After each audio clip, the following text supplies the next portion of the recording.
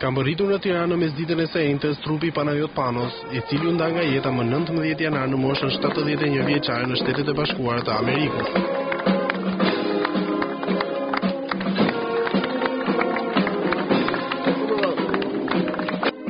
Një ndër figurat më të mëdha të futbollit shqiptar, gjithashtu nderi kombit, titulli dorëzuar pak muaj më parë nga presidenti i Republikës, është pritur në aeroport nga ekipi i Partizanit. Presidenti i Federatës Shqiptare të Futbollit Armand Duka, Ministri i Kulturës, Rinisë dhe Sporteve Ferdinand Xhaferi, zëvendës Ministri i Sporteve Bajaziti, këshilltar të presidentit e shumë figura të tjera të larta të klubit Partizanit e futbollit shqiptar.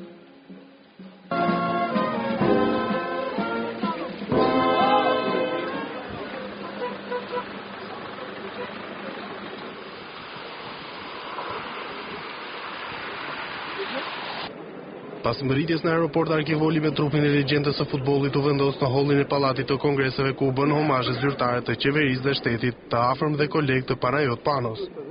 Kam shumë dhimbje për ndarjen nga jeta të një talenti të rrallë, por në të njëjtën kohë një njeriu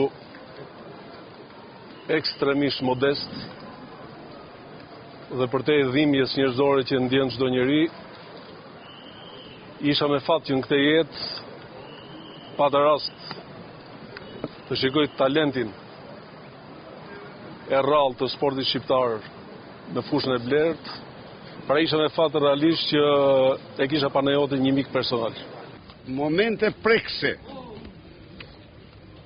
kombi i thot lam të mirë,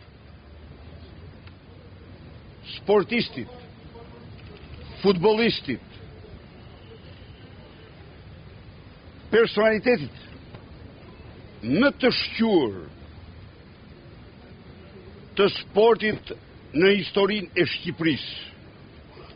Vërtet sot ai ndahet nga jeta, por len një trashëgimi të jashtëzakonshme, një emër të nderuar për sot dhe të gjitha kohrat. Faleminderit.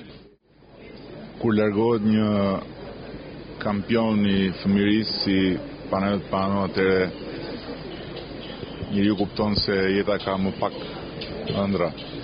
Luante në fushën e Blert si pak fush apo si as fush tjetër, është tregues i gjurmës që ai ka lënë pas, si përjetshëm qoftë kujtimi i tij.